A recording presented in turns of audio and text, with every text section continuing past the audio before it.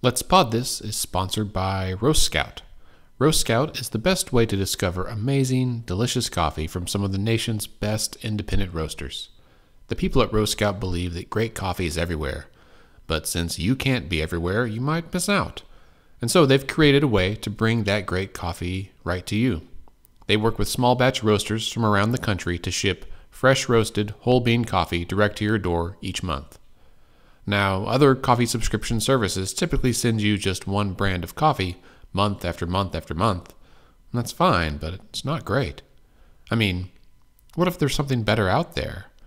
What if your coffee's soulmate is there in some small town in the mountains, just waiting for you to find it?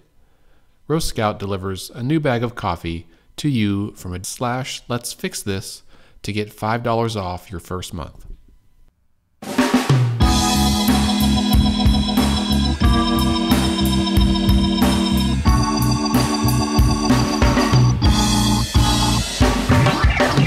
Hey everyone, and welcome to Let's Pod This.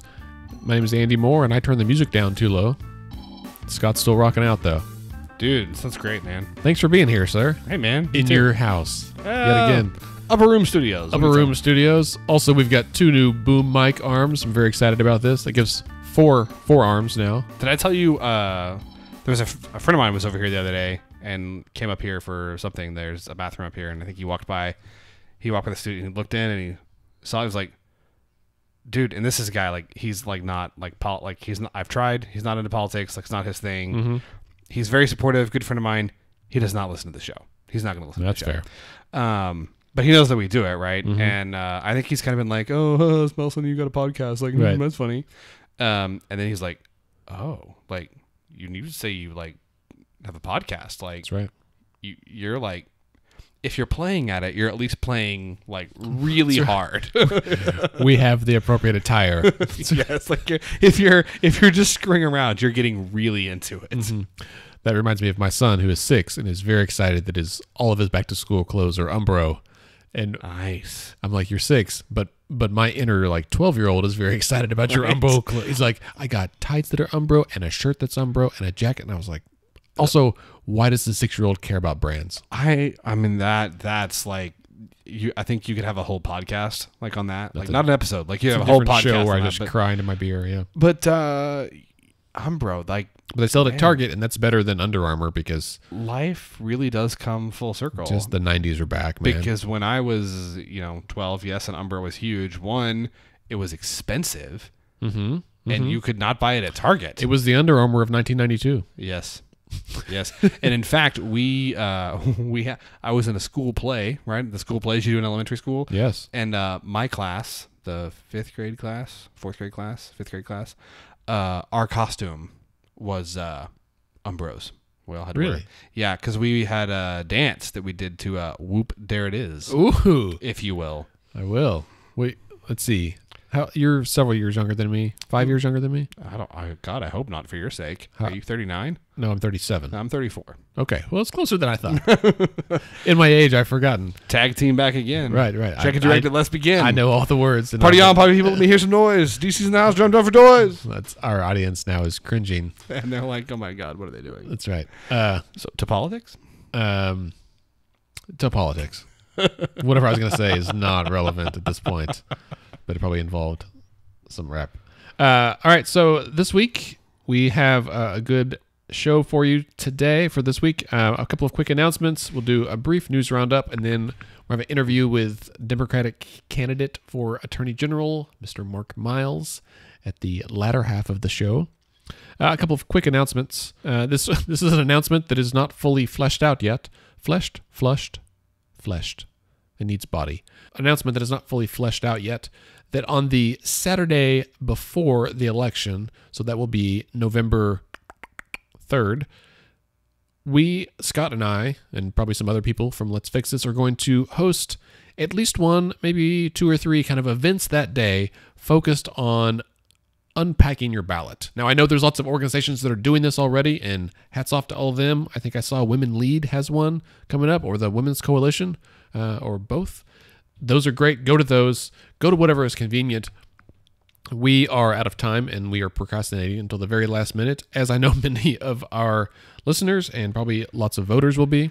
You know, we say that, right? Like that we're procrastinating against last minute and other people doing their we're ballots planning now. a month in advance. But Well, we are, but I also think, I think if we're being like really honest, and this is a hard truth for political junkies like you and me. mm-hmm.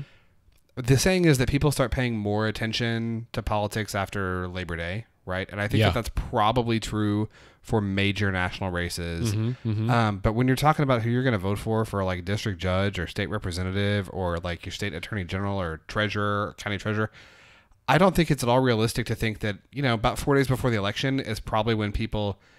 Like I think of families that have like young kids that have to be picked up from daycare and bigger fish to fry. Like I think if voting is a priority and it's like, okay, they're having a conversation on Saturday or Sunday before the election. Okay, well we got to vote. Mm-hmm. Who's putting the kids here? Who's picking up the kids there? Logistically, how does this work? Oh, and hey, babe, do you know who you're voting for this or right. Who are all these judges? Yeah, right. So I would actually argue that 4 days before the election is the appropriate time. We're hitting it in the sweet spot. Like that's, I think, maximal impact engagement. Maybe not for the folks listening to this podcast, but all of you super citizens who listen every week, tell your non-super citizen friends. That's right. I met a listener this morning at Elemental Coffee and his lady friend, and she was not a listener, and I was like, I'm sure this guy can help you, and I gave her our information. So I believe we gained a new listener this week. Hello, new listener. Welcome aboard. Thanks for coming. We're here to talk to you about politics. So that would be exciting. Stay tuned for that. We will put it out on the social media channels at Let's Fix This Okay on everything. Facebook, Twitter, Instagram. That's really about it. I try to do Snapchat and there's only so much time. And now, honest question. You can cut this if you want. Do you understand Snapchat? Yeah. Okay. I don't get it. Yeah. I had it for a long time and I can't check 4 things. What's the point? It was fine. Well, I liked it, but then Instagram really started cannibalizing all their other things. Like what's better filters? And but what's the point, right? Of the Snapchat? No, Scott. If you're asking the why and the what's the point behind any of these things, you're going too deep. Just enjoy it. Enjoy the ride. Why do we do many things? I just know that I get told repeatedly that because I have a Facebook account, I'm old. Yes, because my grandma has a Facebook account. However, like 4 billion people have Facebook accounts, and so we have to have them. Well, and it's interesting, playing it fast and loose with the word interesting. As we do every week. Right. There's actually a number of places, so particularly in Asia, actually, and I think this is true in Africa as well. Facebook, like there are countries in the world where Facebook is the internet. Like there's actually, there's not a word for internet. Right. The word for internet is Facebook. Well, Facebook's like putting up like satellite internet and stuff for that purpose. Like it doesn't. So anyway, but I also, and I'm sure the same way. Maybe not since, as we discussed, you're 3 years older than I am. Like I was in college when Facebook came out. When you had to have a .edu address. Yeah. Me too. Like you had to have a .edu address to like have an account. Right? I was on it, and then just last week I had 15 years. I was on before that, and then Facebook's been around for 15 years. Yeah. I deleted my account, and then I got back on like a year or 2 later. Dang. Weird. I wish I'd kept it from the beginning so I'd have a longer badge. We're old, dude. I need a bigger glass of whiskey. Well, yeah. Just you can throw your back out later. That's how that works. All right. Back to our announcements. So stay tuned for some kind of ballots and bagels and or ballots and brews event. We will probably have maybe both. Some kind of breakfast and then an early afternoon opportunity around town here in Oklahoma City for you to come and basically print off your ballot, bring it with you, and let's talk about it. Everyone's ballot will be a little bit different. Great. We might all have different information. And I think a big thing will be discussing the state questions. Yes. In a subsequent week, maybe not next week. But 2 weeks? Maybe in 2 weeks. Yeah. And sometime in the next couple of weeks.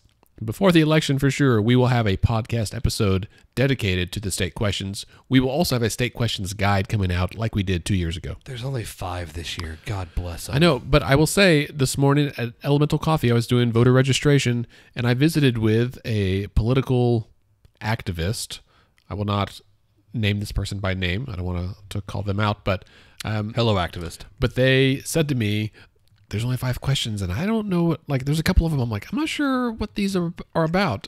And this is Really one of the people that you would know, that Scott, like knows that like their job is in politics, I'm and gonna have to ask you who they've this just is been off very the busy air. with candidate specific things, and Sure. they're like, well, I'll get to that later. And it's, they haven't.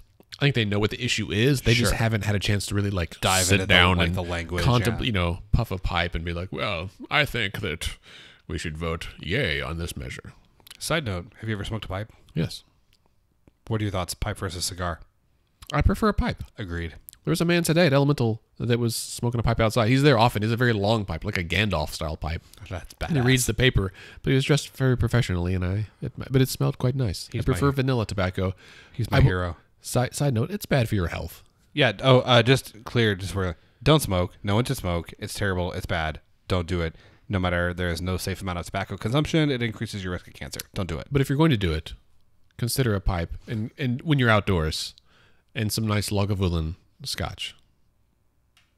That's my Oh. recommendation. As in last night, it was quite nice. Also, I recently watched the episode of Parks and Rec where Leslie and with the little squirrely guy get married, Yes. and it's a 2-part episode. And Ron is on TV with Joan Calamezzo, and she's passed out from a hangover, and so he's just answering questions. And someone says, "What's wrong with Joan?" And he's like, "She's hungover and pretending it's her allergies." And he said, "Is she gonna be okay?" And he's like, "Wouldn't know, never been hungover."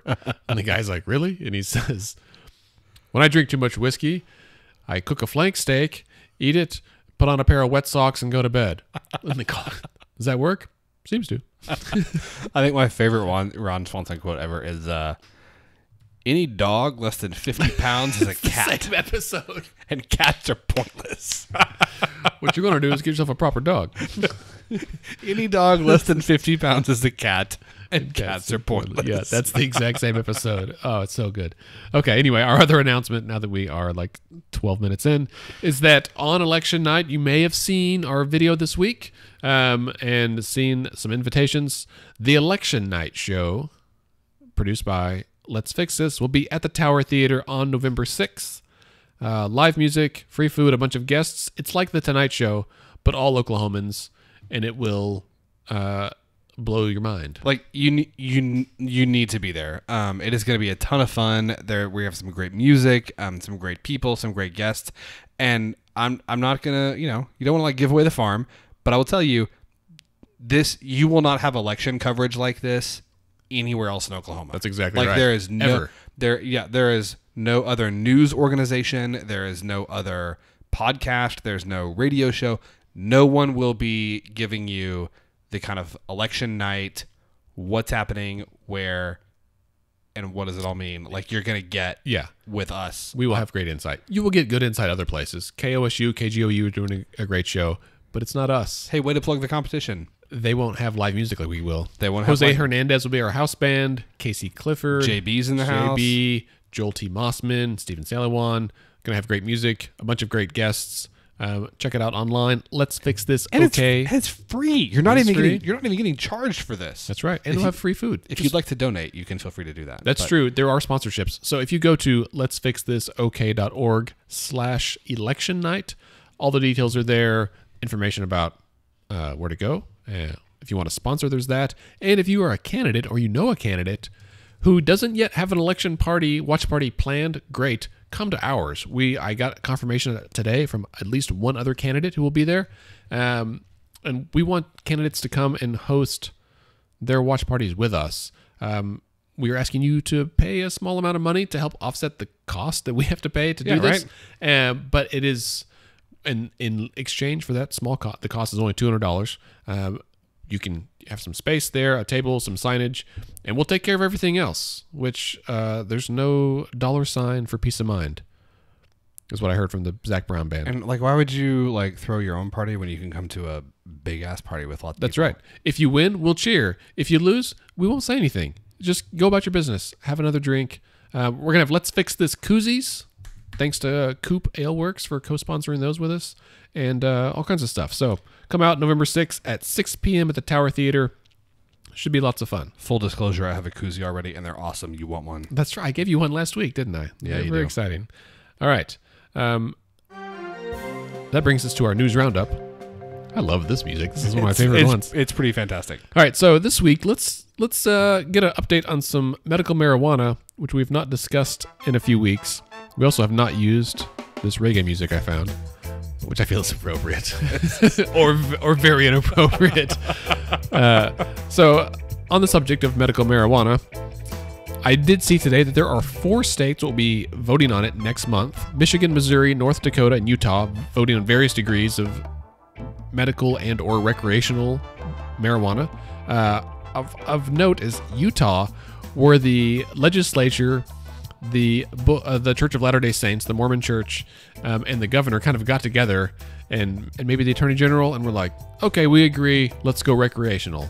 And I thought it was bananas that the Mormon Church was on board with full recreational marijuana.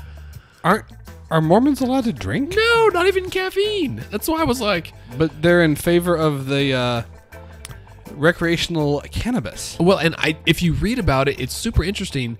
I think it's a state-sponsored industry. They're not charging any tax on it, which is bananas to me. So if you go to the Tulsa World, they have both the Tulsa World and News OK have subsections just for medical marijuana, but the Tulsa World has...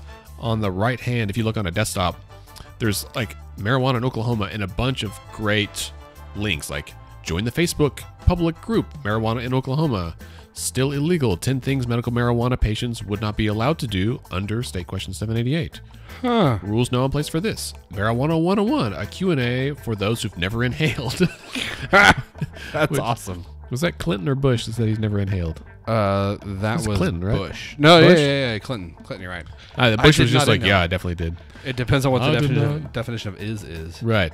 So anyway, was that guy? Check that out. Speaking of Tulsa World, they have an article this week called, this is a long title, Medical Marijuana by the Numbers. Current patient to dispensary ratio is 12-1 as health department gets that seems like a lot. $5 million in licensing fees. So already we've made $5 million. Well, not made. We've revenue. That's not profit. So here's the numbers. Business question. Is there any dispensary that can stay open with only 12 patients? No. So that's the problem, is that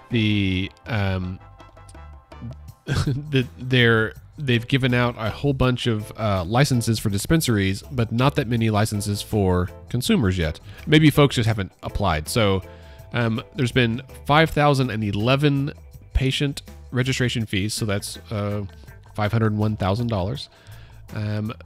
And let's see, another 2,300 Medicaid patient registrations, temporary grower, 918 applicants for growers, so that's about $2.3 million.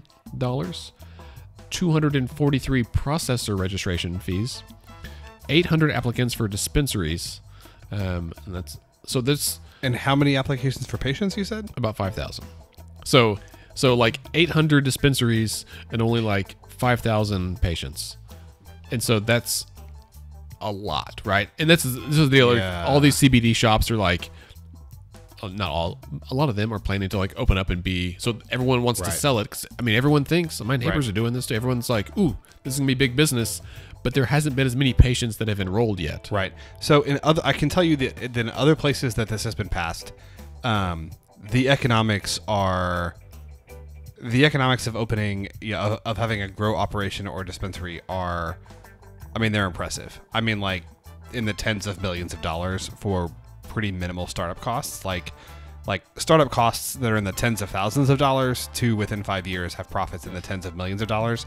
But that assumes, right, that you can beat out the competition, which is apparently going to be quite fierce. Right. Like, I don't know what these are going to close. I don't know what I have no idea what the ratio is. Like how many, in Oregon or California, Colorado, Washington State. Like, I don't know what the ratio of patient to dispensary is for break even and what the ratio is to be profitable.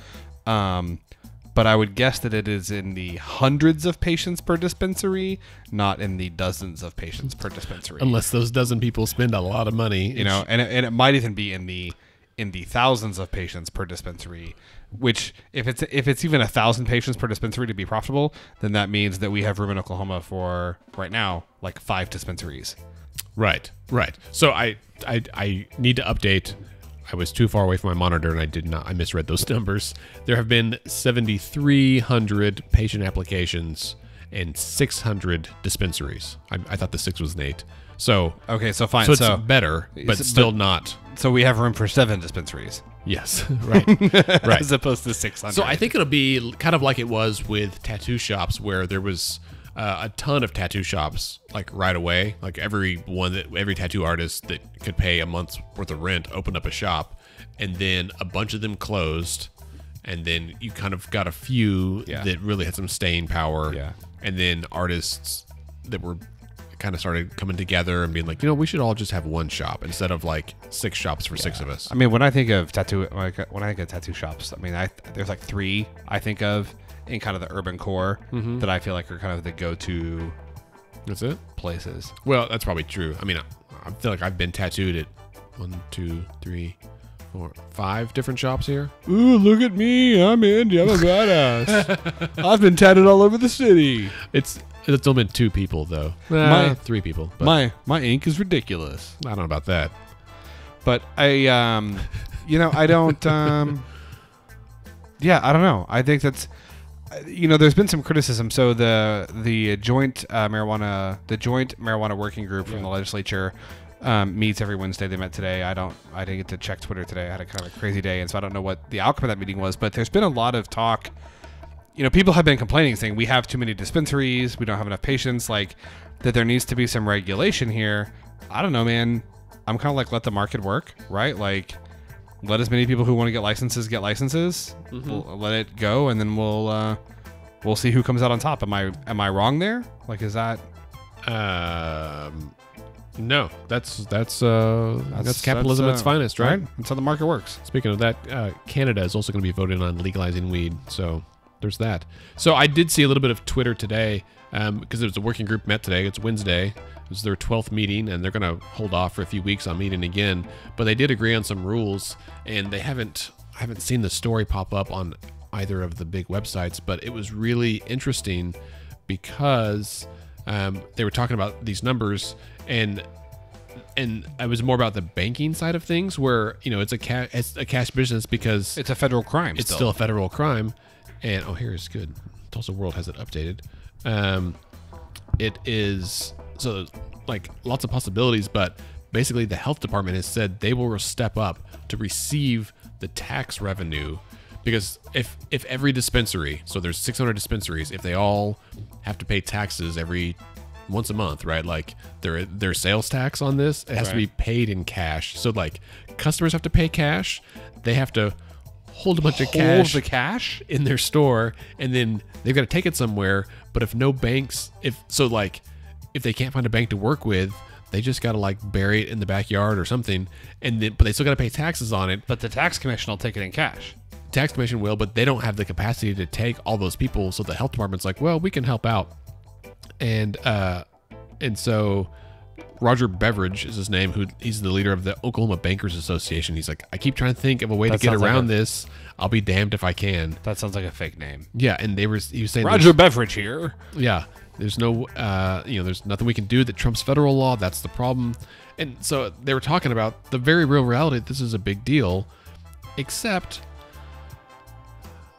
there were 30-something other states that already do this. What are they doing? What are other states doing? I don't know, actually. I think everyone just gets scared up front. Everyone's like, whoa, but what if the feds really put focus on us? And maybe this is because we're the first state to really do this, or one of the first states since the Trump administration has been in place. Right, with one of the first states with Jeff Sessions as Attorney General. Yeah, and so that was the deal, was they asked him, and he was and Sessions was kind of like, well, I think we should prosecute to the full degree of the law. And so they're all... My name is Jefferson Beauregard Sessions III. Is that his full name? Yes, his name is Jefferson Beauregard Sessions III. Okay? I don't even have the music for that. He sounds like, I don't know, the theme from Gone with the Wind. Yeah. Like he sounds like he should be a plantation owner. Well, and so the deal was that under Obama was basically like, don't worry about it. Like, just don't prosecute those things. And Sessions rescinded that. I got your back, man. Yeah. Smoke them if you get them. So, all right. Well, that's it on medical marijuana. I will say Did you just that say miracle marijuana? I did, but I was mumbling. Also, on News OK, there's an article called Dispensaries Snap Up OKC Property Despite Rules Confusion, and it features this guy that owns a dispensary called The Rabbit Hole, which is right near my house, just down the street between you and I. And I pass it every day and laugh. The Rabbit Hole. And the guy is not at all what I expected. He looks a little bit like me, I'll be honest. I said it to my wife, and I was like, I did not expect this guy to be opening it. In chinos, button down, and a sweater vest? No, my sweater vest. I was on a billboard for this one time. I said, my sweater vest is not helping my street cred, and it's true. Okay, one other quick news story, and then we'll move on. This news story is just called Symbolism. This is a great one. Did you look at this already? Yes. It is from October 14th, 1996. And I looked this up today because this morning at Elemental, we did some voter registration. We got 3 folks coming to update their registrations, which is cool. I had my sample ballot with me. Not my sample ballot, my absentee ballot. And it's longer than I expected. I pulled it out. And I was like, well, this is intimidating. A lot of judicial elections. Well, and just all the statewide races and all the 5 state questions, and you forget that it's a lot to think about. And I think that's intimidating, which is why we're going to do the ballot events. Anyway, at the top, there's the box that says straight party voting, and where you can check one box and you pick all those candidates, which is lame. Don't do it. Yeah, as an aside, don't ever check that box. I wish it would just go away. Shouldn't be an option. No, because it's like they're all true. That's fine. Just pick that. No, even if you are a super partisan, that's fine. Just go through and fill in all of them. Just do that. So you, Andrew, are a registered independent. I think everyone who listens to the show knows I'm a registered Democrat. People, depending on how you describe, depending on what your definition of moderate or liberal or progressive is or whatever, I would say I'm probably a fairly progressive. For Oklahoma. Yeah, certainly for Oklahoma. I'm a Democrat, relatively progressive for Oklahoma. I can tell you right now, I have not voted. I will not be voting only Democratic on my ballot. Yeah, certainly not. There is at least one, maybe more races in which I'll be voting for a Republican or an independent. No, and and there's some libertarians, and I need to read a lot more on some of these folks. What are your thoughts on libertarians? It depends. In my opinion, I think it depends a lot on the individual. I find their platform is less cohesive. Although at this day and age, it feels like the platforms for all the parties are in flux, right? What is a Republican? What is a Democrat these days? No one's quite sure. Which is why you should vote for the person and not for the party. Don't hate tweet me, or I guess do hate tweet me if you want. Scott just wants your tweets. No, I don't. At least not if you want me to argue with you. I'm not this week. Yeah. I really struggle with kind of libertarianism as an ideology. I feel like libertarianism, if you really kind of take it to its logical conclusion, it doesn't hold up. Right? Democrats and Republicans have very different ideas about how society should operate, what our laws should look like, what markets should look like, how we should function in society. But I think that there is a common strand. There's a common strand there that Democrats and Republicans, for all their differences, at least agree that we are, in some respects, all better off together. Mm-hmm. Maybe not in everything, right? And maybe what being together looks like is different depending on the party, but we're all better off together. The libertarians, I do what I want, you do what you want, stay off my lawn, don't bother me, keep government out of my business. That breaks down for me on several levels. I think it's a good idea. It's just very limited. Well, it's one of those things that okay, we're not all in this together. It's everybody for their own. Well, you use the electricity that I help pay for, right? And you use the water that I help pay for. And you drive on the roads that I help pay for. Mm-hmm. And you help pay for them too, but you complain about it all the time, right? Right. You use the fire department that I help pay for. You use the EMS that I help pay for. And it also, even getting like beyond policy at a very fundamental level, human beings as we are today from an evolutionary perspective, we survived because of community, right? We survived because we figured out that when we lived in families and when those families lived together in groups of families, and some people hunted and some people gathered and some people cooked and some people skinned the animals and some people cared for the kiddos, when there were groups of us living together and everyone pitched in and everyone played to their strengths, we were able to withstand the pressures of the world and thrive as a society. And I think that Republicans and Democrats have legitimate disagreements about how best for that society to move forward. But libertarians, the idea that there's no role for all of us to be together, it's each for their own, and society is best when I do what I want and you do what you want and nobody interferes with anybody else. That doesn't even hold up from the most that doesn't hold up from like a sociological anthropological perspective. Like if that was what if that's what our nature was, we would not be here as a species in the same way that we are today. Okay. Like libertarianism goes fundamentally against what makes us human. Interesting. I will have to think on that for a while. Maybe I'll respond next week. That's fine. So back to the symbolism article. Before we got off on political theory. So this article is from 1996, and I thought about it because today I'd look at my absentee ballot. At the top, the straight party voting box, there were 3 icons there next to the 3 parties, Republican, Democrat, and Libertarian. The Libertarian had a porcupine. The Republicans had an eagle. Which is, of course, fitting. And the Democrats had a rooster. And I thought, what the hell is this? Where's the elephant and the donkey? Fortunately, someone, I think Dale Denwalt, had shared this. This is actually a Tulsa World article from 1996. And it dates back to the territorial legislature in 1890 that passed a law that parties should designate a brief name or title for the party, together with a simple figure or device by which they may be designated on the ballot. Basically, a good number of folks were unable to read. They were illiterate in 1890, and so they needed a picture so that people would know. They couldn't read Democrat, Republican, whatever. They just needed a picture like, I voted for the duck or whatever, the rooster or the eagle. And so that was in 1890, before we were a state. And then there was a few changes. They said no party could have an American flag or any other emblem common to people at large, which is funny because the American flag would have changed anyway because we weren't even a state yet. But you could have like a star, an eagle, a plow, or some other appropriate symbol. And so in the first legislature of the state, once we were a state in 1907, right, 1907? Yes, sir. All right. You were looking at me like I was wrong. Maybe I projected that on you.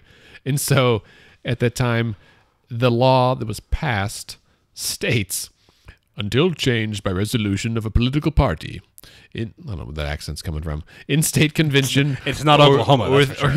Or through state central committee, the emblem of the Democratic Party shall be the picture of a rooster, that of the Republican Party, the picture of an eagle, and that of the Socialistic Party, the picture of an open hand.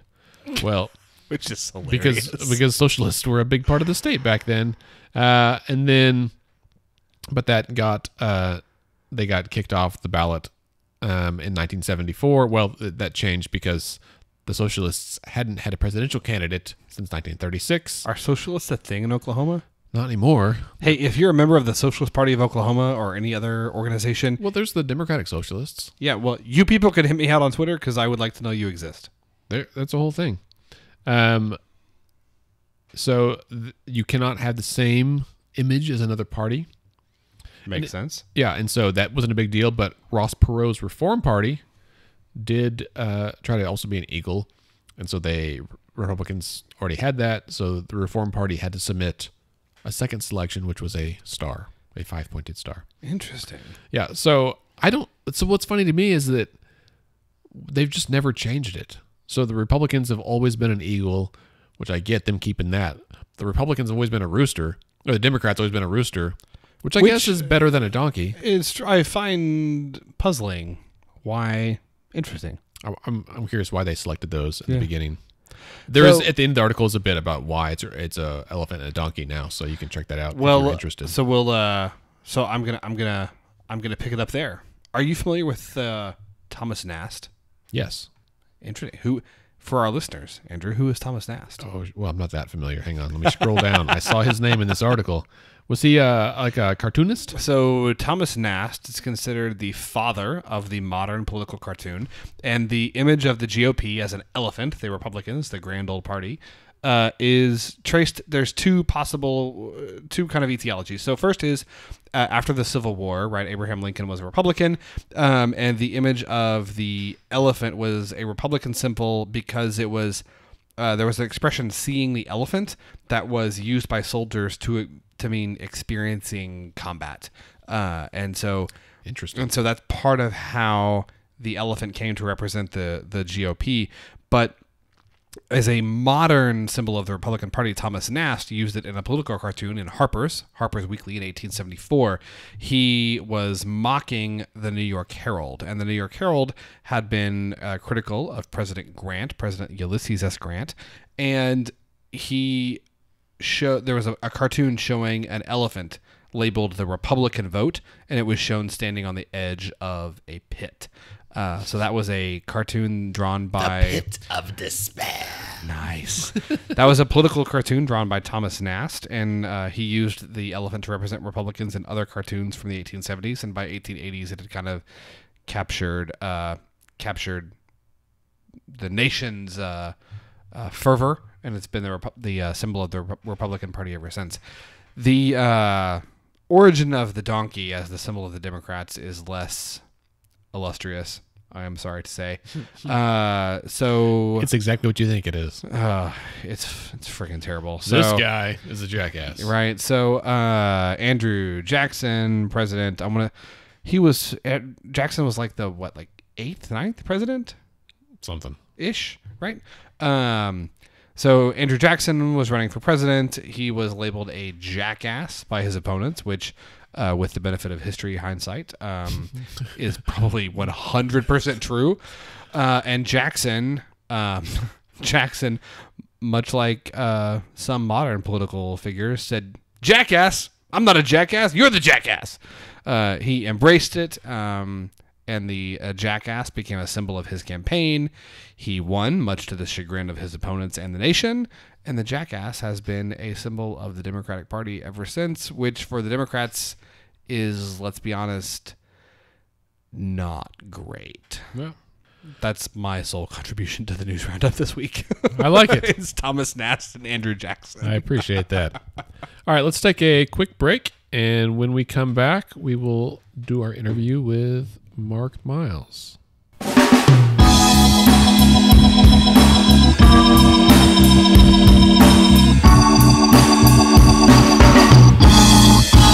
Okay, we're back with Democratic candidate for Attorney General, Mark Myles. Hello, sir. How are you? I'm good. How are you? I'm well. Thanks for joining us today. It's my pleasure. So, tell us, let's start with, a little bit about your history, who you are, and why you decided to run for this office. Well, it's kind of a long story, but... Can you make it in like 5 minutes? Yeah, I can do 5 minutes. So, if we go back 4 years, and the story starts more than 4 years ago, so let's go back 8 years.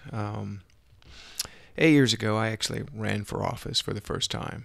I ran for U.S. Senate, and I talked to somebody today who said, "Hey, I voted for you 8 years ago, and I don't know how you lost, but I did lose in the primary but I ran for U.S. Senate."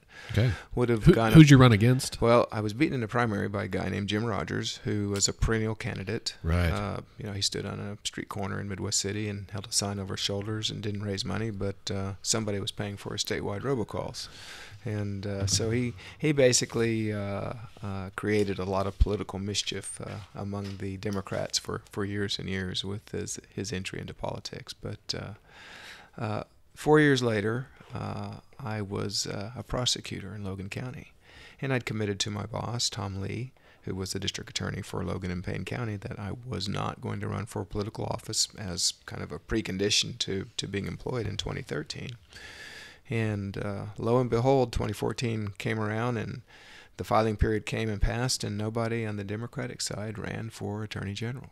And I, and probably along with a number of other Democrats, was dismayed by that. It was kind of sad. We got Scott Pruitt reelected with 0 votes, and I thought, if the opportunity ever arises again, I want to make sure that opportunity doesn't pass, because I'm a firm believer in democracy, and I think that the people of Oklahoma deserve a choice when they're voting for candidates, especially the statewide candidates. Sure. So 2018 came, and I made a number of inquiries to a number of people around the state, and people had expressed an interest in running, and at the end of the day, none of them opted to do that. And I said, I'm qualified to do this job. I've been a prosecutor, I've been a defense attorney, I've tried jury trials on both sides, and I'm going to enter the fray for Attorney General, and I'm glad I did. Right. Had I not, this race would have already been decided. My opponent would have won because he won the runoff, but it would have been decided in a Republican primary, essentially. And again, that's not the way our state's supposed to work. So that's kind of a long story short. I believe in justice, and the job of Attorney General is one in which you're supposed to protect the people of the state of Oklahoma against whomever it is that threatens them, whether it's criminals or environmental pirates, for lack of a better word, or people who are scammers or internet predators. The list goes on and on and on. But it's also a job where you're supposed to advocate for transparency and open government, which is essentially my platform, and hold special interest accountable, making sure that you put the public interest above the special interest. I didn't feel like those things were happening. Looking at the reign of Scott Pruitt, for one, who clearly was, for lack of a better word, in the pocket of a lot of the special interest out there. And I didn't feel like the guy who took his place when he was appointed by Mary Fallin was holding up his end of the job either. Sure. I think he's certainly got a little more polish than Scott did. But I just think that we as a state can do better. And the last piece of it is the AG is, there's a social justice component to being the Attorney General. So there's some controversial things going around, like, when a policeman shoots somebody, do they have to? And, I'm a big fan of law enforcement because that's what makes our society go. But, there's instances where, deadly force is not necessarily the path of, the first resort, instead of the last resort. It should be a last resort. And from a social justice perspective, from a population of people in the state who are minorities, who have been maybe disproportionately targeted by the criminal justice system. I think there's some issues that we need to look at that are great, big, broad issues that I think is a proper function and role of the AG. And I recognize the historical aspects of this. Nobody who has been a person of color has run for this position before, and I would be the first to successfully do it should I win. And I think there's some constituencies out there that are interested in somebody who looks like me running for this job and trying to institute some change across the state. For sure. So that we can do a better job. Yeah. So, that's excellent kind of summary, and I appreciate you gave us your bio kind of in that. That was a good story, and it was less than 5 minutes. Okay. Good job. Well, I can go back in time. Maybe, so this is your second statewide campaign. It's my second statewide. That's correct. And that's a lot of time on the road. What have you, I assume you've spent some time in both urban and rural areas in Oklahoma. I have. Tell us a little bit about what is similar and what is different about the constituency in those areas. Well, everybody across the state is concerned about issues that impact them. So from an environmental perspective, I don't know that people in Tulsa or Oklahoma City necessarily think about environmental issues every day because there's generally bigger infrastructure around them to kind of shield them from issues like that, other than global warming, which I'm not going to fix. Mm-hmm. Certainly out in the country, when you go into rural Oklahoma, people are concerned about water, and that's kind of a universal concern. Protect water. In eastern Oklahoma, there's more surface water, more lakes, more rivers, more streams, but there's also groundwater. People do pull water out of the ground in order to survive in eastern Oklahoma. If you go out to western Oklahoma, there's certainly less surface water, but there's more groundwater, and they're also concerned about threats to their environment from the perspective of who's using our water, what are they using it for, and you know, is it a good thing, is it a bad thing, how does it impact me? So they don't like their water wells going dry, which happens when you've got industrial people in pursuit of using groundwater to support their operations. In western Oklahoma, it's mining. In eastern Oklahoma, the poultry industry with the chicken farms is a big deal, and there's other people who are doing the same thing. Earthquakes, universally. You know, I've had my house shaken, you know, to the core here in Oklahoma City, all through northern Oklahoma, north central Oklahoma, any place where it seems injection wells have been created. It seems like that's kind of triggered some faults and made people much more aware of earthquakes. And so that's something that's kind of universally, people have expressed a universal concern about. So those are probably the biggest issues as I've traveled around the state. Now, in western Oklahoma, interestingly enough, we were out in a little place called Fay, Oklahoma, 2 or 3 weeks ago now. And we were out there because of some water issues and some mining issues kind of conflated into one. But I talked to some people afterwards who said, you know, I complained to the Attorney General's office because I made a mistake. I paid some money to a contractor, and he was supposed to do a job for me, and he ended up not doing it. Took my money and fled. And I'm not happy with the AG because of that, because we complained. They said they would do something, but at the end of the day, all they did was take our name and number, and that was the last they heard from them. Those things happen across the state. It's happened to me, unfortunately, and so that's something that people are concerned about too. Sure. Now, from top to bottom, this is a red state, you know, historically. The issues that people in red states are concerned about are the opioid crisis, which is a thing. You know, it's a real problem from top to bottom. Now, there's different ways of looking at it. Our state has chosen to pursue a lawsuit against the manufacturers of the opioids, and not unlike some of the other states. But the problem goes much deeper than that, in that it's not just the legal supply chain that is a problem, and I would argue that the legal supply chain of opioids isn't the biggest problem out there, but they have contributed to the situation.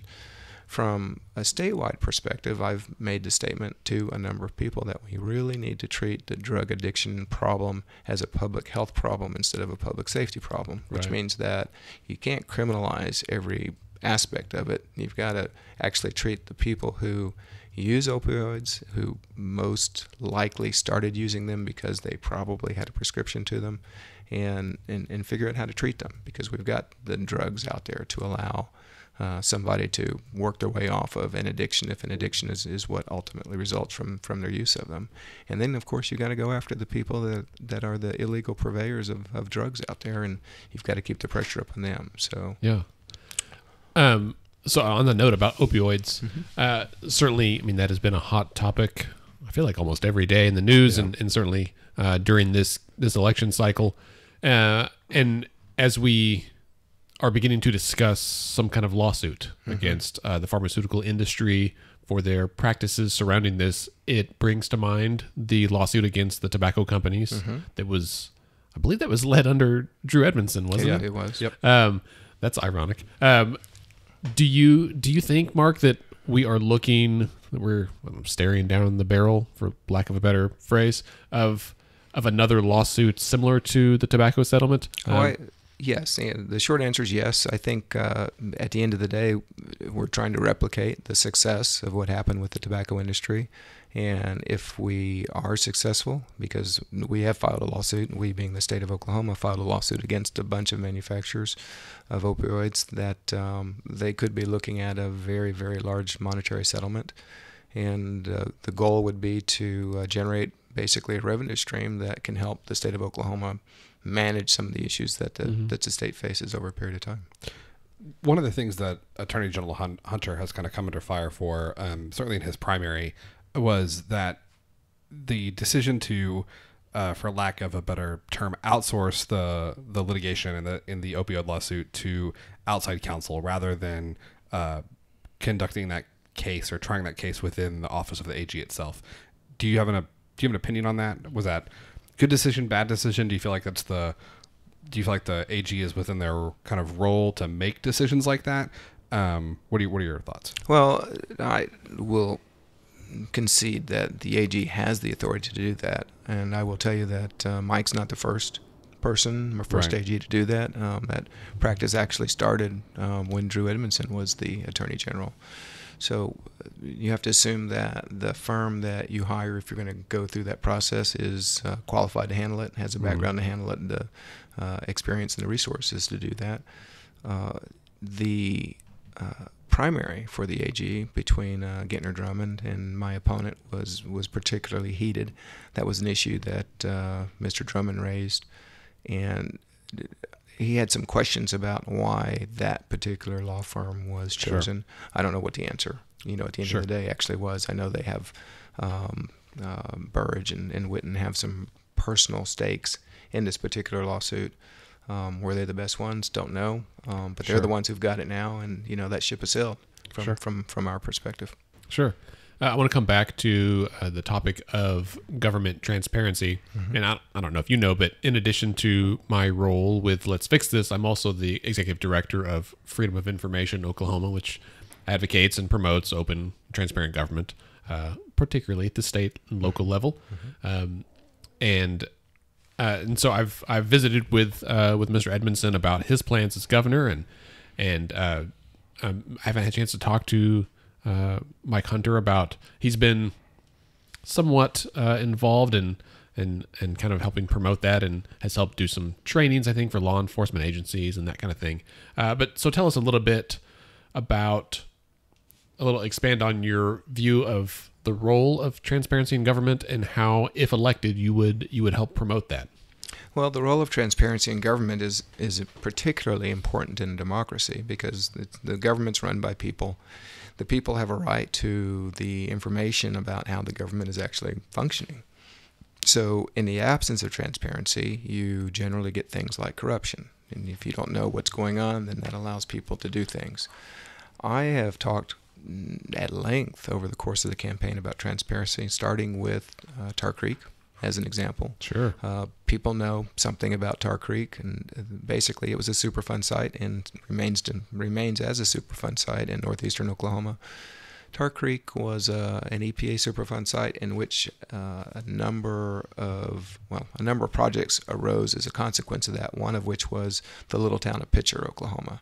Pitcher was a town sitting right on Tar Creek where a lot of mining operations took place, and they had to dispose of the lead tailings, essentially, from the mines. And as a consequence of that, the lead leached into all of the waters and the streams in that area, and then as a consequence of the wind blowing, lead particles ended up contaminating all of the structures up there.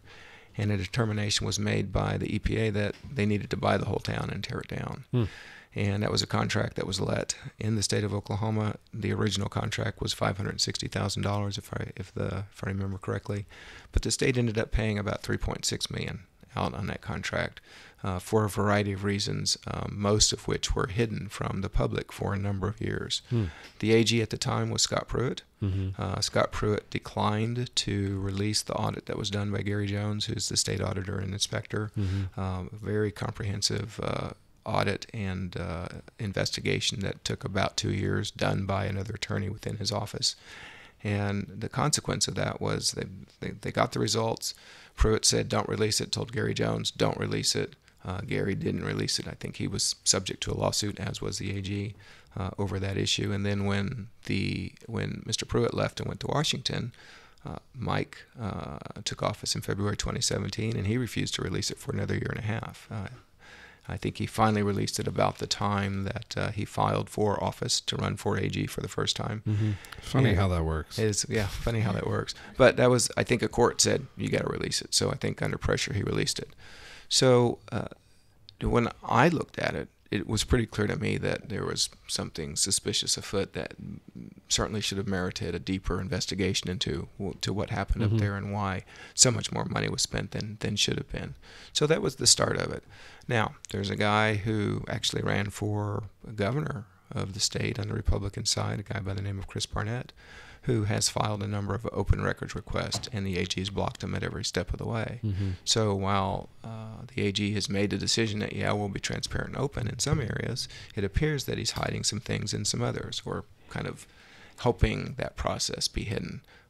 Chris Barnett has requested a number of emails from a university in the Tulsa area because he thinks there's evidence of basically bad behavior that he wants to make public, and the state has fought him every step of the way, even going so far as to remove that case to federal court, arguing that when an injunction was filed by Mr. Barnett, that it changed the nature of the claim to something that created a federal question.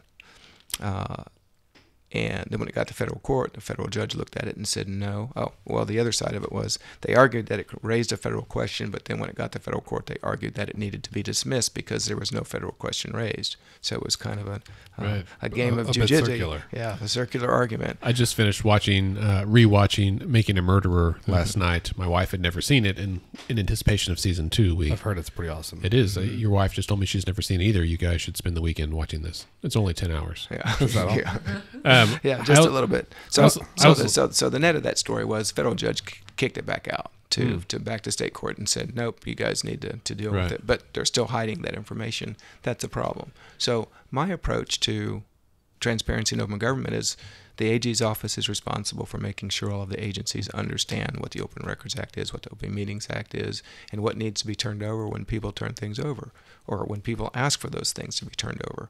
And to fight those things every step of the way costs the state of Oklahoma money. Yeah. And when you're costing the state of Oklahoma money, that means taxpayers are paying for that. That's right. And so it's costing taxpayers money to fight these things.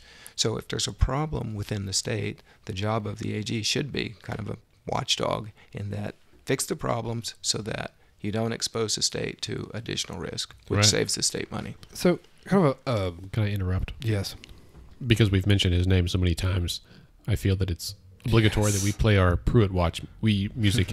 Mark, you don't know this, but historically, if we have a news story about Scott Pruitt, which we did every week for like 4 months. For a while, it was a little dicey there, but we haven't mentioned him in a few weeks, and I missed the music. Okay. It is good music. Anyway, okay, well, I'll stop that. But so he's back.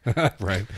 So this is going to expose my ignorance of like how kind of the hierarchies and more nuanced aspects of the legal system in Oklahoma work. So as the AG, you're elected independently. District attorneys across the state are elected independently as well, right? The district attorneys don't report to the attorney general in any way. Is that correct? That's correct. Okay. I'm not a reporter, but I follow a lot of reporters on Twitter.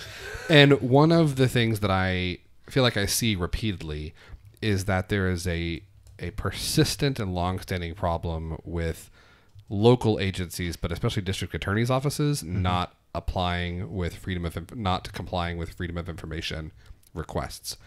And so my question, if this makes sense, is I know that the attorney general can issue legal opinions, right? Like clarifying certain aspects of the law. That's correct.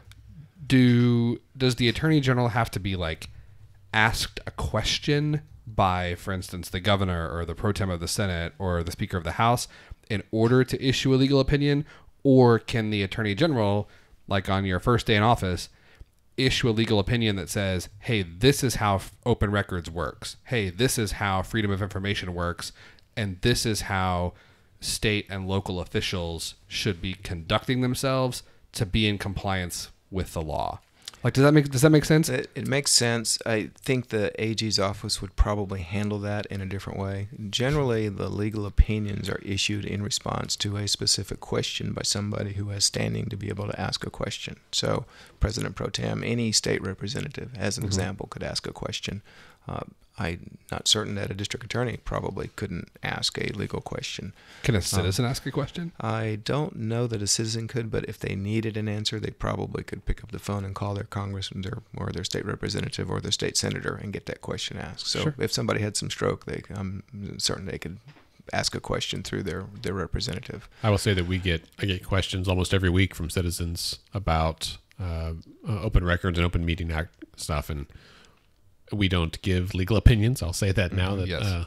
Freedom of Information Oklahoma does not do that. We can try to connect you with some attorneys who might have an idea about it, but it gets dicey giving out legal advice over the phone to strangers. Yeah, I hear that. That can be tough. I will say medical that, advice is the same way. Yeah. That's exactly right. Yeah. I will say that we have some video, some curriculum and stuff on our website. If you're interested, it's foioklahoma.org. A lot of that, though, was created by then Attorney General Drew Edmondson at the time, because he was a big advocate for open government then. And again, we don't endorse candidates, but I'll just say he was very helpful with that issue. And has pledged to be again. So and I talked to Drew when I got into this thing, and I asked him specifically, how do you handle the open records things? And he said what he did as the AG was he made sure that he had people who did training for all of the agencies across the board, and it would take some time to roll that out. And I thought, that makes sense, and I certainly think I would probably replicate the same thing to make sure that all the agencies had the training and the information they needed to do that, with the additional information to make them understand that there's a risk to not following the law with regards to open records and open meetings, because again, it costs the taxpayers money. And my background's in economics. I didn't go way back in time. Right. But I understand, when things cost you money, you want to do the right thing, because otherwise it's going to cost you money that you can't spend someplace else, like education or an ounce of prevention is better than a pound of cure. Absolutely. I think, and that's the situation, is that the individuals, the employees who received that training years ago under AG Edmondson have all retired or moved on, and they don't know that now. And with a legislature that at most is going to be like 60% with less than 2 years experience, everyone is very fresh to this, and myself included. And so it's time for a refresher course, I think, for the whole state. And 75% with 4 years or less, right? Something like that. And that's counting if all the incumbents win next month. Yeah. We can, man. Which remains to be seen. Right. Sure. At least one will not. I'm going to guess. I don't know who. I'm just going to go on a limb. And Scott and I are in the process of compiling our notes for our election night show. It's funny that you say at least one will not. I have data to review, but that's a complicated question. I think it's astonishingly uncommon for incumbents. That's true. Not to win in the general election in Oklahoma in modern history. But I would say it's less likely that all of them are reelected. That's probably true, but there are multiple. I know there has been at least one election, and I think there have been multiple elections where they all were. Every incumbent that was running. Really? Yeah. Now, that doesn't mean that they were all incumbents, right? Because people retire, they move on to other offices, whatever. Sure. But I believe that there have been at least one, if not more, elections where at the state house and state senate level, every incumbent that was on the ballot in the general was retained. We should get that stat for our election night thing. And the interesting number 2,174 on my to-do list. The interesting thing about this year, obviously, is that a number of incumbents were taken out at the primary level. Yeah. So a lot of races now are not between an incumbent and a newcomer. A lot of races now are between a newcomer and a newcomer. Right. So we'll see some change, and obviously, this election year, there's a lot of anti-incumbency fever, and I'm optimistic that will continue to work. That's right. You're hoping that's the case. I'm hoping that's the case, and I can tell you I've been in more than 50 of the counties so far around the state. I can tell you a lot of people are fed up with Republicans, for one. Yeah. I talked to another guy today on the phone who was a Republican, who was an attorney, and he said, "I'm going to be the only Democrat he votes for." So that's a vote for me on the Republican side. Yeah. So and there's more people out there like that. So do you feel like that anti-incumbent fever at the state level affects Democrats as well? Well, I would say no, because there's so few. Well, and I know here in the urban areas, a number of the Democrat representatives here in the Oklahoma City metro were unopposed this year. Dunnington, I think Mickey Dollins, Forrest, some of those people were unopposed. if memory serves, I think in the rural areas like southeast and eastern Oklahoma, they had some challengers out there, and it's a different ball game out there, right? It is a different ball game, but the southeastern part of the state, I think, has more of the traditional Democrat in the state of Oklahoma. So they're proud of being yellow dogs out there, and I think the Democrats will hold their own out in southeastern Oklahoma. Right. I know that kind of move to another topic that I know is important to you as a former prosecutor and as running for the state's top law enforcement position. There's been a lot of work done on criminal justice reform, and there have been several measures that have passed that I think in my opinion are good things that are going to kind of start moving Oklahoma forward. But we have a lot of work to do so that we are not the government entity that is incarcerating the most people per capita in the world, right? Like more than, right? When you're incarcerating more people than like Iran or like Saudi Arabia. It's like Brazil, Iran, and Syria combined. And I was like, oh my God. And then it's us, right? Like that's not a happy company. And this is maybe almost more of a philosophical question. Answer it however you want to.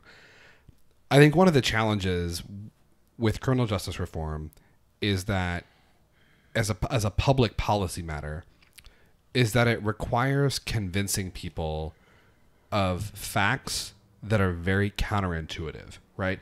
Like a best example I have is, so I'm a pediatrician, my day job. And, I talk with parents about how do you punish your kids? And people are like, well, spanking, right? It's like, okay, well, we shouldn't do that because there's really good evidence that like spanking doesn't work. And there's really good evidence that like negative reinforcement as a just general tool is not nearly as effective as positive reinforcement. Punishing bad behavior is not as effective as incentivizing good behavior, right?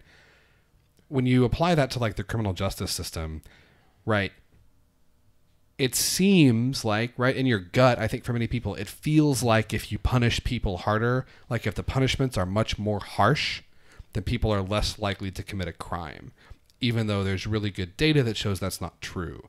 So the question that I'm asking is, as Attorney General, you're working on criminal justice reform.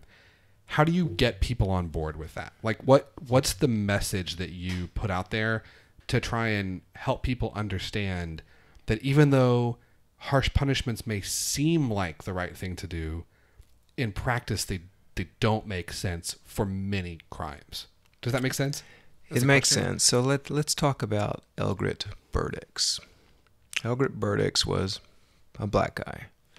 He passed a hot check in Anadarko, Oklahoma. And the backstory was a woman, I think, stole a check from an oil company up in the Oklahoma City area, went to Anadarko and said, hey, will you cash this check for me? If you do, I'll give you $800, or I'll take $800 and you get the rest. The check was a $2,600 check. He passed it at a little convenience store called Step and Fetch in Anadarko, and subsequently was arrested because he's the guy who passed the check. The woman was never to be found.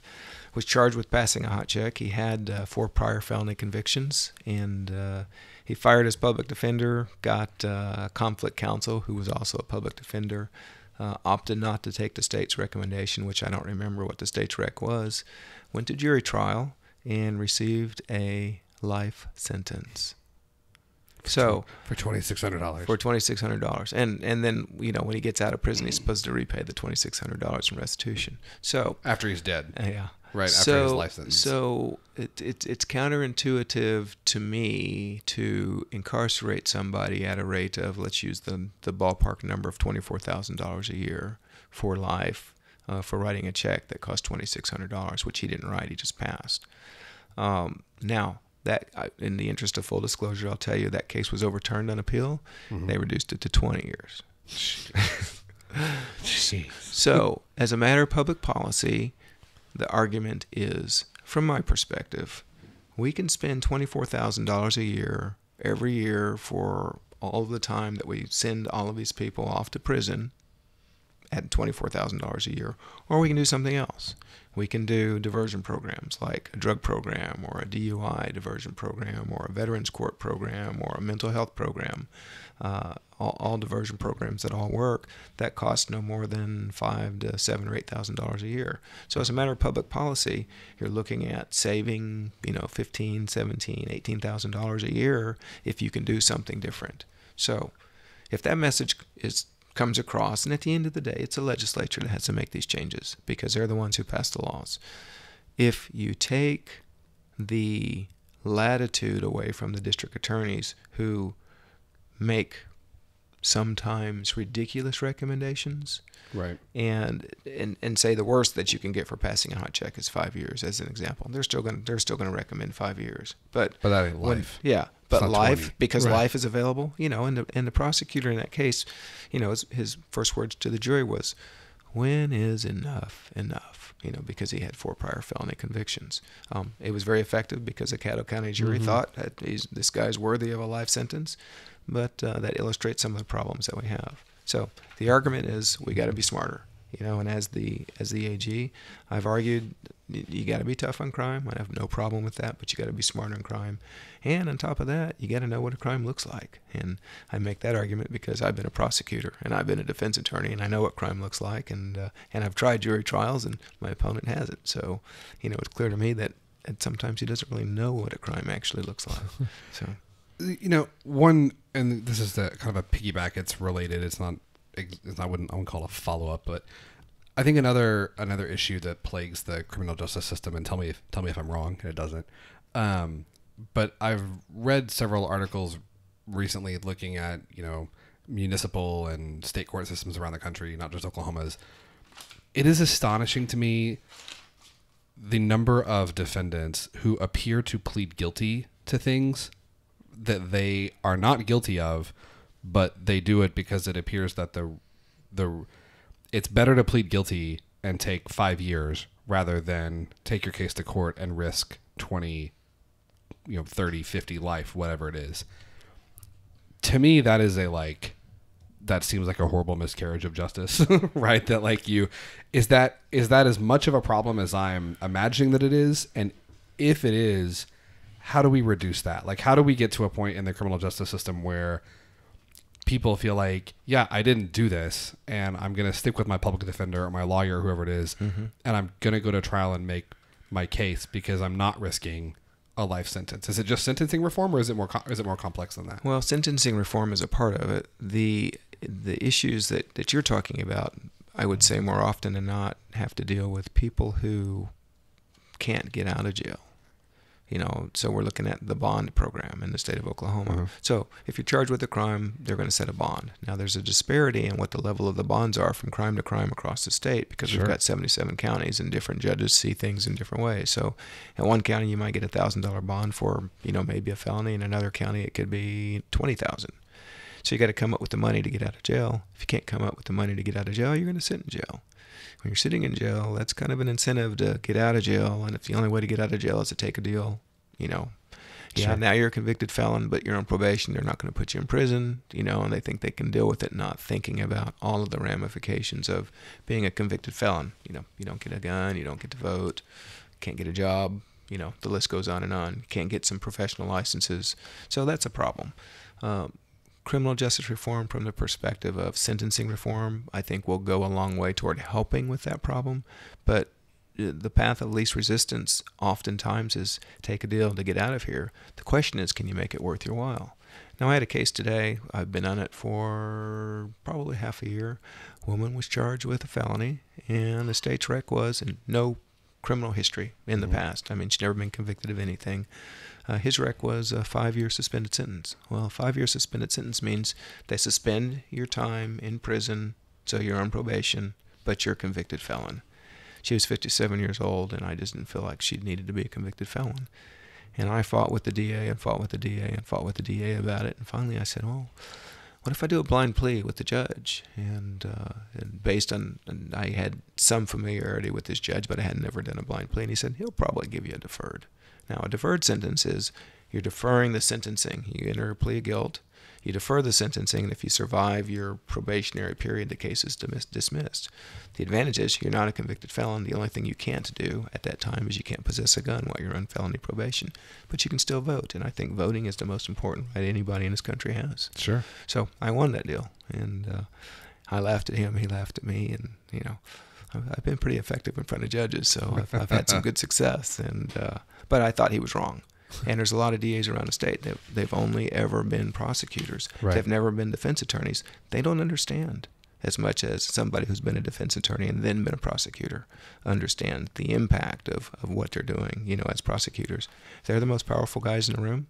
Our criminal justice system is heavily weighted in their favor despite the constitutional rights that people have to confront all of the evidence, et cetera, et cetera, et cetera. But the prosecutors they've got all the power in the room because they make that charging decision. They get to wait. And in Oklahoma County, if you have a case that's going to go to trial, they will wait until 10 days before trial before they give you all of the evidence when they've been preparing a case for a year. And that's not right in my mind. They need to, and that's not the way the law is written, but that's the way they interpret it. And it's just not right. The way the law is written is you're supposed to give it to them as soon as possible. You don't have to wait until 10 days before. The law says no later than 10 days before, but that leaves all of the latitude and room to give that information to the defense counsel way ahead of time. But that's another example of something that I think needs to be changed. Sure. Well, Mark, we're about out of time for today, but I really appreciate you coming. I have one last question that is of zero consequence. It's just my own curiosity. What is your favorite sandwich? I don't know that I've ever thought about a favorite sandwich. My kids ask me all the time, "What's your favorite movie?" You've never thought about a favorite sandwich? I've never thought about a favorite sandwich. When I was getting to like you, but well, I'll tell you this. When I was a kid, I can tell you my favorite sandwich was this concoction that I put together when I was a Boy Scout. It involved melting cheese and a tomato and onion, and it seems like one other thing, and basically kind of a grilled cheese sandwich, and it was pretty good. Well, ham, maybe? Ham or lunch meat of some sort. Yeah. That was before avocados were invented. So. That's right. That's true. It feels like about 10 years ago, everyone's like, hey, look, these things are pretty good. Do you have some sultry sandwich music over there? I don't have any sultry sandwich music. I will say why I asked, though, is because I saw A.G. Hunter at Someplace Else Deli yesterday. Really? I walked in and there was no one else in there, and I looked over and I was like, I think that's the Attorney General. And I was with one of my coworkers, and they were like, who? I was like, and she looks him up. Oh, I think it is. Yeah. And I didn't bother him. He was eating lunch, and but I just thought it was funny, and I was like, I wondered what kind of sandwich he got. I didn't ask him. I guess I need to take a walk card there because it's in my neighborhood. That's right. He lives in Edmond, so quick plug for Someplace Else Deli. They got a great lunch special. They got a prime rib sandwich for $4.95. It's delicious. It is fantastic. They also have. They also have a corned beef sandwich. It's pretty good. And I'm not going to pretend that I've had every cinnamon roll in town, but I have had a lot. and there's, dude, the cinnamon rolls at Someplace Else Deli are just, I've been like, damn, y'all. You got to get you some of that. Yeah. We need some sultry sandwich music. I'll see what I can do. Mark, before we leave here, how can people find out more about you? Well, I've got a website, electmarkmyles.com, and if for those of you out there, you can't see it, but Myles is spelled with a Y, M-Y-L-E-S. We're on Facebook, so Mark Myles for Attorney General. Those two sites have tons of things out there, and you can also contribute to the campaign through the website. So we're always looking for additional money to help us get our message out there, and we appreciate everybody's support. Thanks for coming on. Good luck on November 6th. Thank you very much. Thanks for having me. And that brings us to the end of the episode. Thanks to our guest, Mark Myles, for being here. Thanks to Scott Melson for co-hosting with me every week. Don't forget to subscribe and rate the podcast on Apple Podcast and Spotify and Stitcher and all those fancy apps. Don't forget to tell your friends, too, just like the fine folks I met this morning at Elemental. Thanks for telling your significant other about us as well. Remember to come to our event on November 6th at the Tower Theater, the Election Night Show. I hope you can just Google that pretty soon, and you'll find out the information. Look us up on YouTube as well, and letsfixthisok.org/election night for all the details about that. It's also on Facebook. Find us on Twitter and Instagram at Let's Fix This OK. Scott is at SC Melson. I am at AndyOKC. Let's Fix This is a member of the Mostly Harmless Media Network based right here in Oklahoma City. Some great podcasts, also part of the Mostly Harmless Media family. We are a nonpartisan, non-profit organization, and we strive to educate and equip all Oklahomans to engage with the government in meaningful ways. We encourage you to get involved in any way that you can. And remember, Decisions are made by those who show up, so show up and vote on November 6th. Have a great week, everybody.